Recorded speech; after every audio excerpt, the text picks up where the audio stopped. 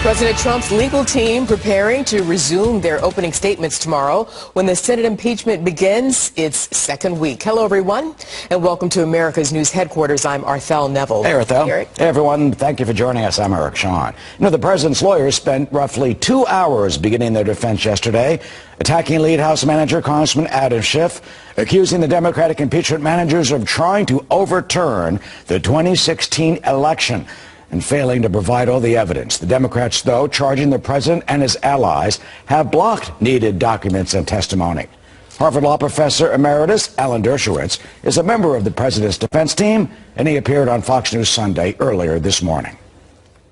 The legal argument is that since they didn't allege any impeachable offenses, since they only alleged abuse of power and obstruction of Congress, and those are vague, open-ended criteria of exactly the sort the framers had rejected back in the Constitutional Convention, even if true, they did not allege impeachable offenses, so there can't be a constitutionally authorized impeachment.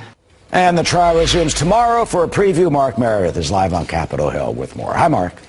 Good afternoon, Eric. Senators have the day off today, but as you mentioned, the impeachment trial will resume tomorrow. On Saturday, we heard from the president's lawyers. They gave a fairly short presentation, but we expect Monday to be a bit longer. On Saturday, we heard from the president's lead lawyer, White House counsel Pat Cipollone, who said that Democrats are using impeachment to impair the president going into the 2020 election, and he also accused them of trying to reverse the 2016 election. Senators from both parties, though, they are speaking out today, reacting to those opening arguments. I literally don't know how you can sit over there and listen. Even when you hear the president's lawyers, they raise fact questions. They say, well, the facts aren't there. I want to hear from the men, to quote the Founding Fathers musical, to hear from the men in the room where it happens. The key thing that really came out this week is the opportunity to be able to hear both sides of the story and to understand a lot of things the House managers brought up. They didn't read the full sentence, and I encourage people to be able to track and get both sides of this story. Now, this week, the Senate may decide whether or not to compel additional witnesses to testify. It's unclear exactly when that vote may happen, but regardless, lawmakers may decide that those arguing the case feel confident in their presentation so far. We proved overwhelmingly that they were leveraging hundreds of millions of dollars that Ukraine needed in military aid and a deeply sought-after Oval Office meeting to coerce Ukraine into helping him cheat. They completely failed to meet that high constitutional standard, and therefore it would be unconstitutional to remove a president based on the allegations that were made against him in the articles of impeachment.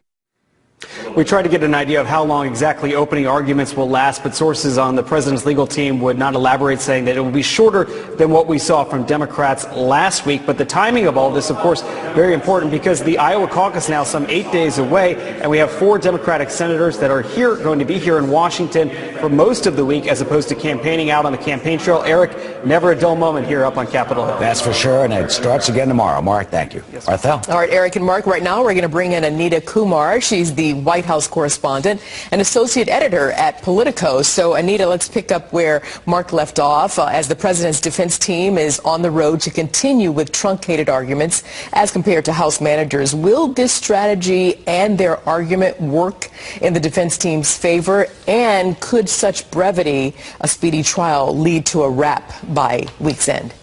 Well, you've heard actually a lot of Republican senators say that they wish the House side had been more efficient, so they were looking for shorter arguments. But look, on Monday, they're going to lay out, they're still going to be there for several hours laying out this argument, both that the president didn't do what the House said and also that it's not an impeachable offense. But what you're hearing from senators on both sides is they're pretty much where they were before this trial even started.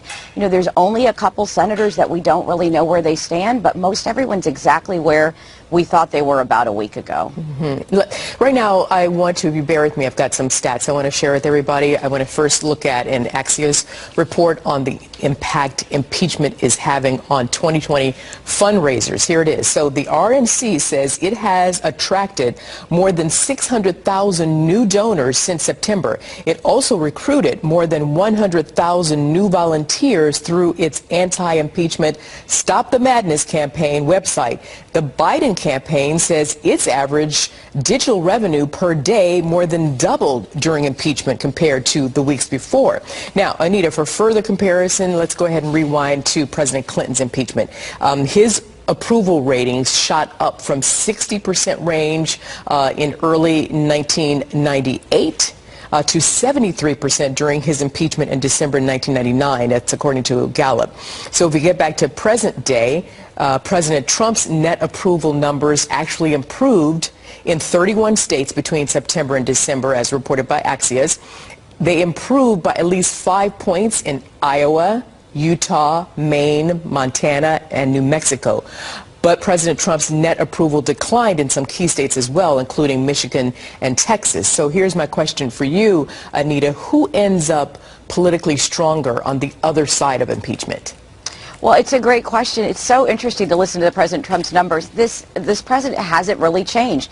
He has small dips one way or another, up and down, but I mean, he's really been consistent for 3 years, no matter what happens, what scandal or what, controversy is happening. But it's really interesting what you said about those hardcore supporters, about the Trump campaign and the Biden campaign and others really capitalizing on impeachment. I mean, you've seen them talk about impeachment. You've seen those supporters of theirs really get energized, give them money, donate their time and effort. But what the real question is, what do those people in the middle think? That small group, those independents, moderates that are going to decide really this election. And it's really unclear what they think. The president's team is really capitalizing, really thinking that they are going to, be tired of this. Every day that this trial is on TV, it's hard to follow. It's too much. They really think people have tuned out. And so they feel like they're going to win this in the end because people are not paying attention out in the country. Yeah, but as you know, when the trial ends, the arguments will continue. And so who has a better chance of winning in the court of public opinion? Is it the House managers or the president's defense team? Well, unless something really changes, remember the president is probably going to be acquitted here. So he's going to go on the campaign trail and talk about how he was vindicated and he won. I thought Adam Schiff on the Sunday show said something very interesting today. He said, that the president can't claim that he's exonerated unless there are witnesses in this trial because that wouldn't have been a fair trial. And so it's interesting that the Democrats are starting to use that. They know what the president's going to do and they're starting to use that as a way to say, look, we need to have witnesses in this trial. So, but here, look, it's January. A lot of things are going to change before November. I think a lot of other issues are going to come up, and I think a lot depends on that, particularly things like the economy, and how the president capitalizes on how that's doing. So, there are a lot of questions still to be answered. And just really quickly, what will you be focusing on this week, Anita?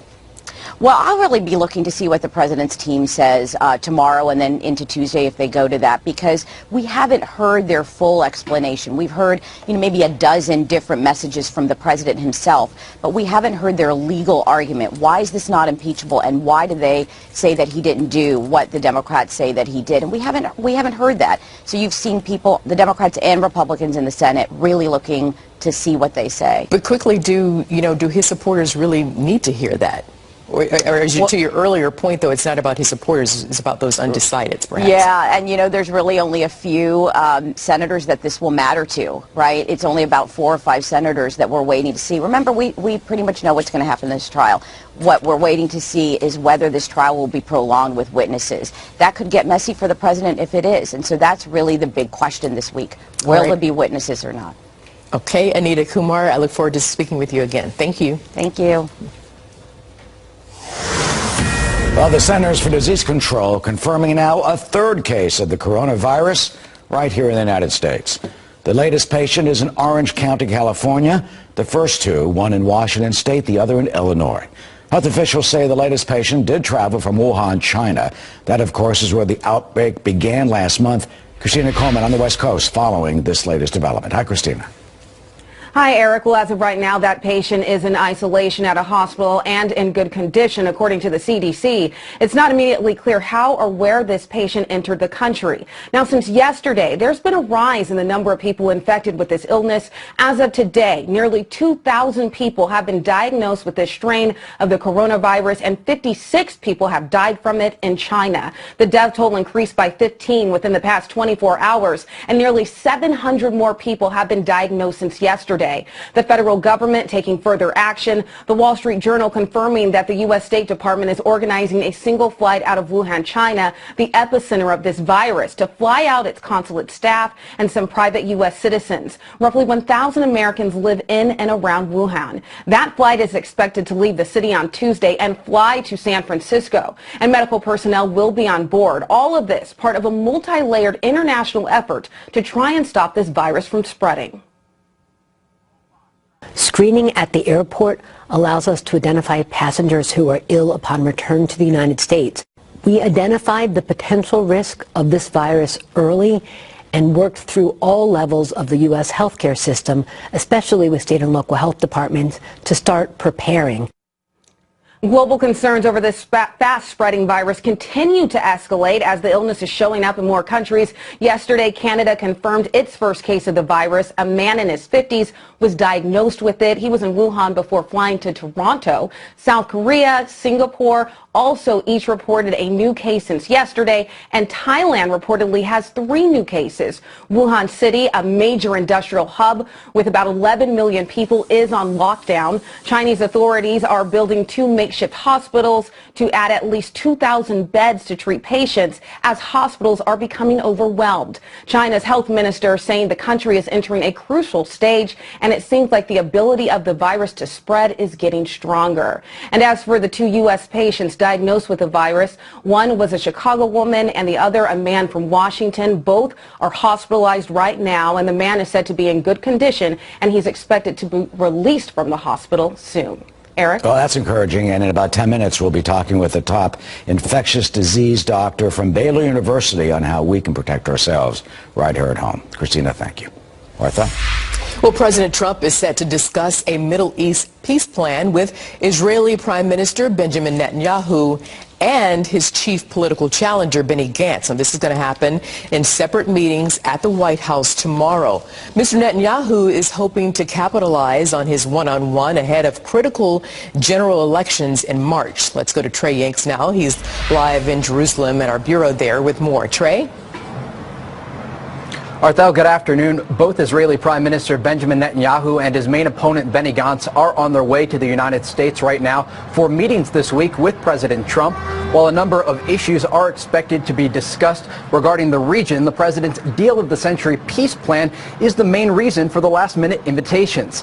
The discussions surrounding the deal could delay immunity talks here in Jerusalem regarding the prime minister's indictments for bribery and corruption.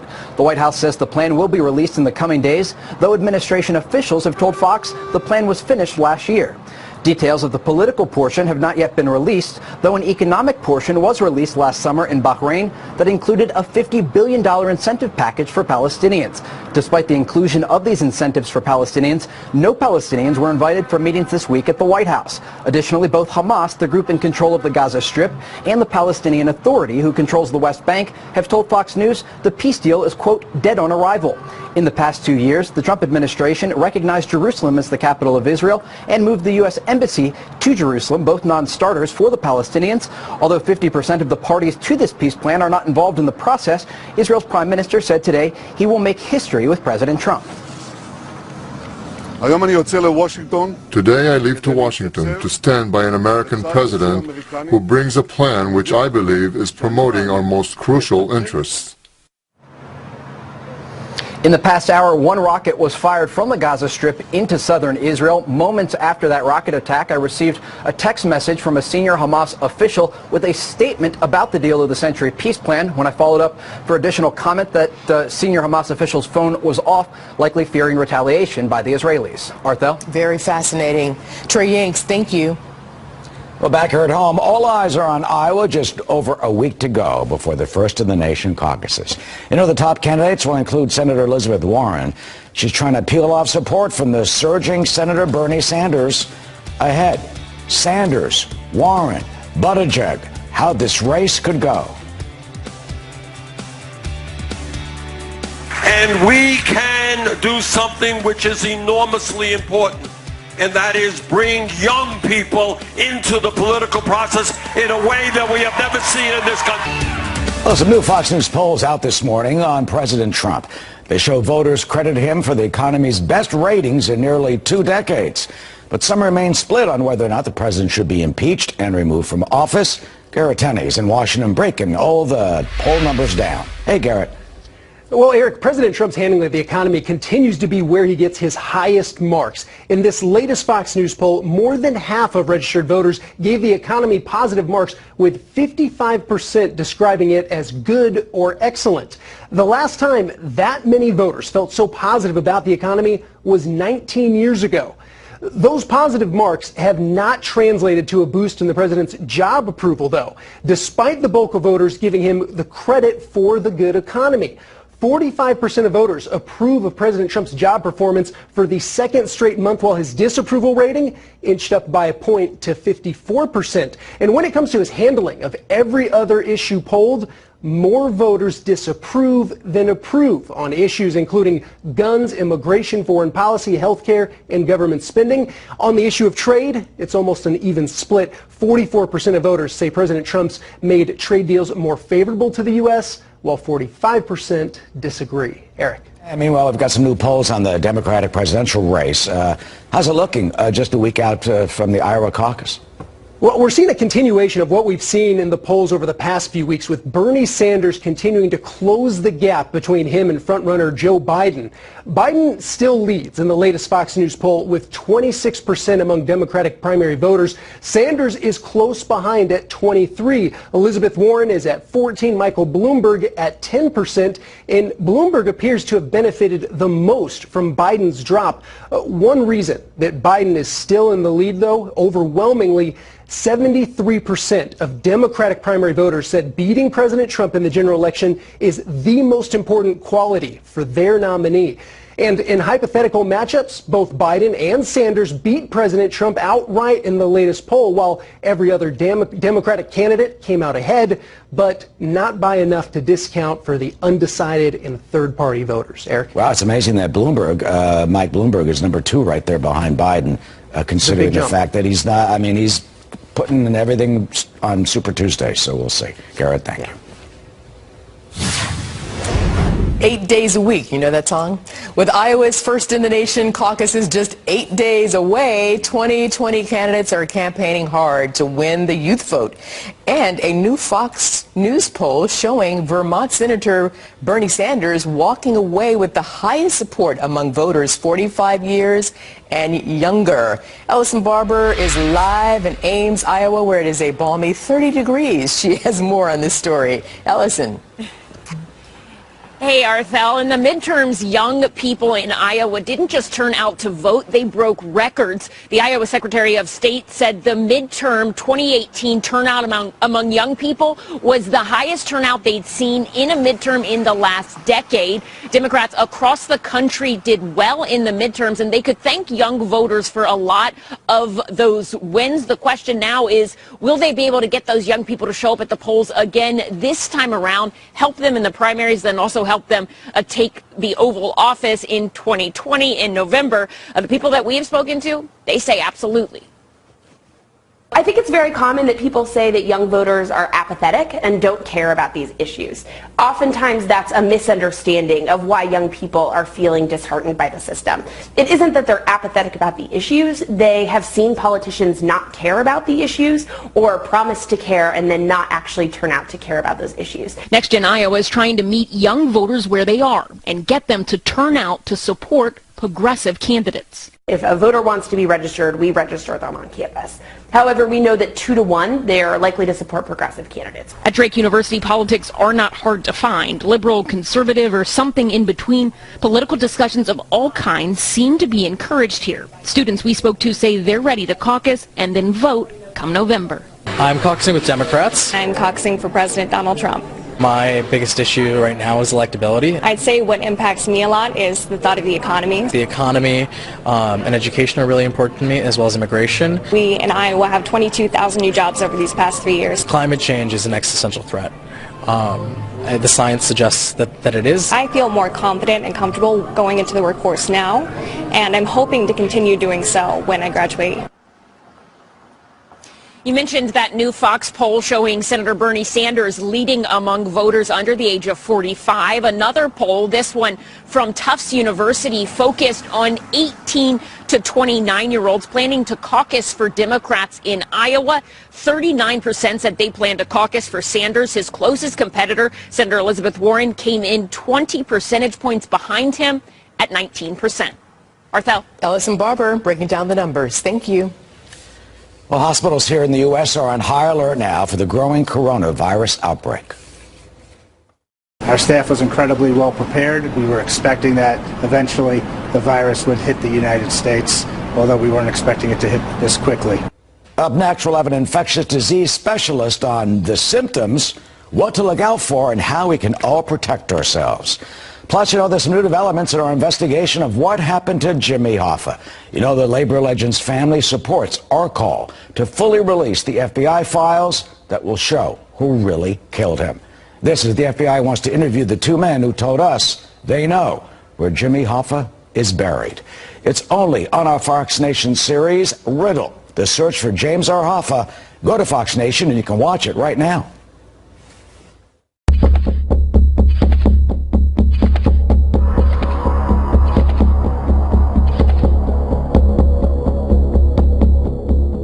China is struggling to stop the spread of the deadly coronavirus. This as the United States now is working to get our fellow Americans out of that city of Wuhan, where the outbreak began last month. The coronavirus has reportedly killed 56 people, all of them in China.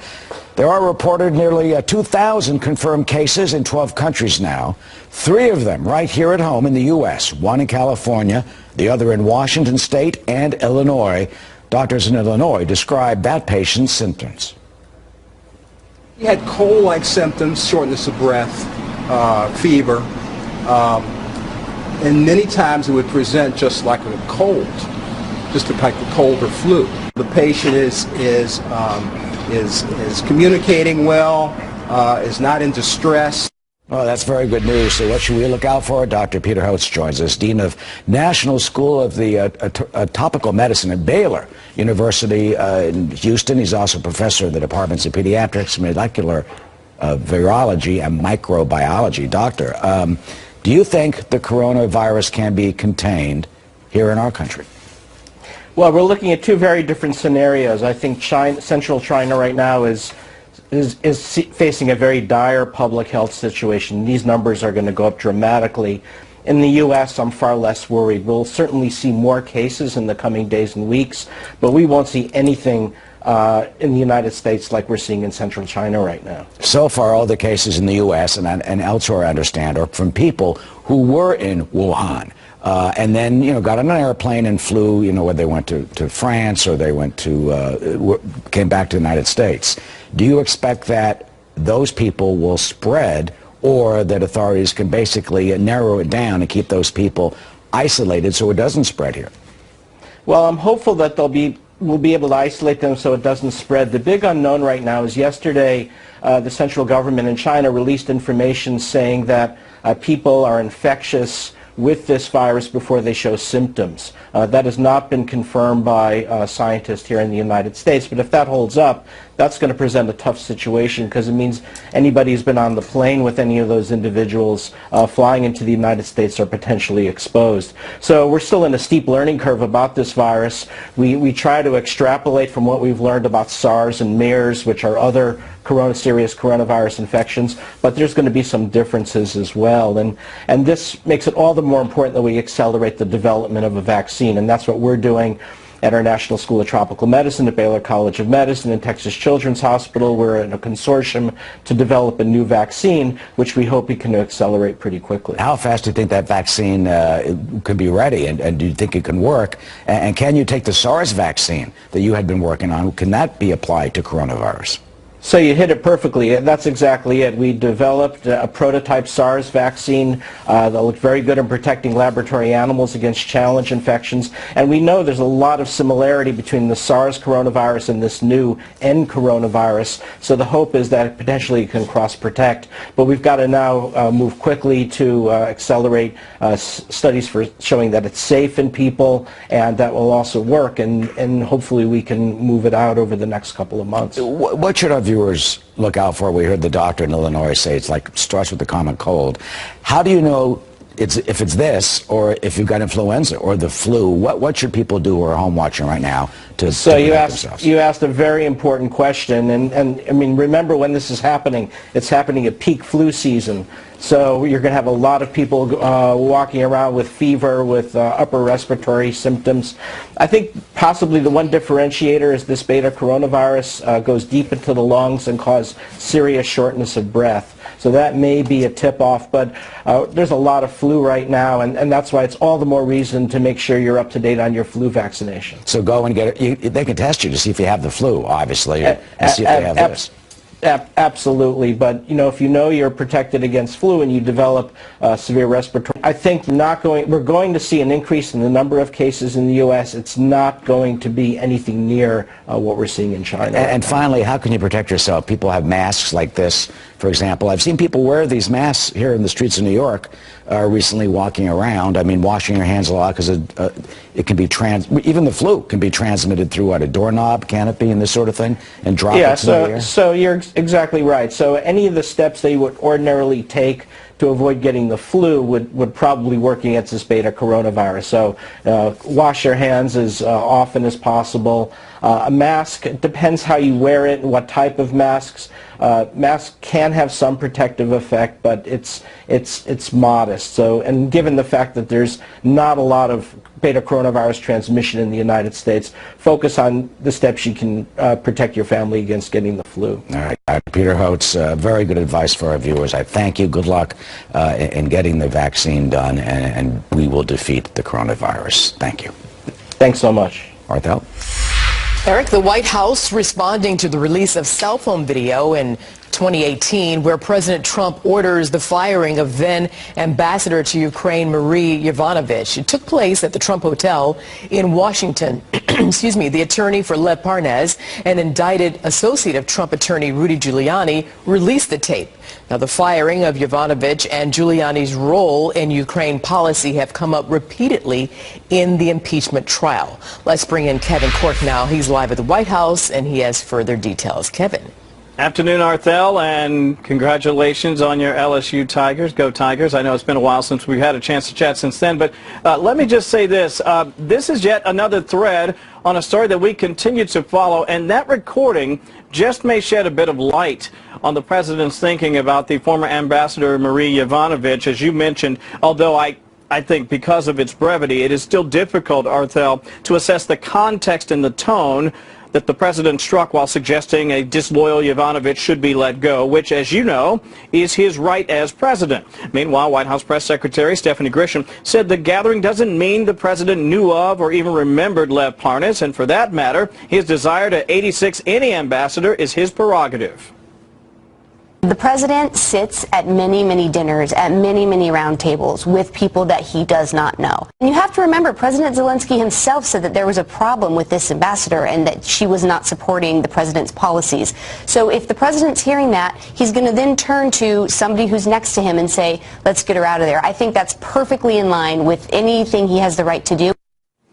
Stephanie Grisham earlier on Media Buzz. Meanwhile, let's take you inside the numbers of our latest Fox News survey on impeachment, 50-44.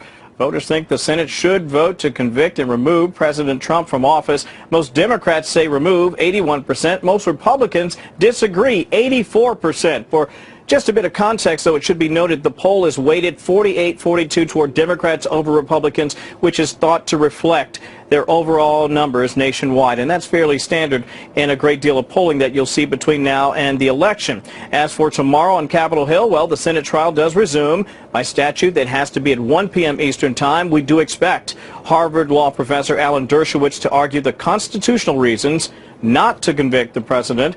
among other attorneys speaking on the president's behalf. And as you can well imagine, I will be here for you and have all the coverage. But for now, back to you, my friend. And you do know how to spell go, don't you? Yes, indeed. G-E-A-U-X. Go Tigers. Kevin Cork, thank you. You bet. Oh, man. I wonder if he didn't even have a monitor there. He knew. He knows. He knew. He knows.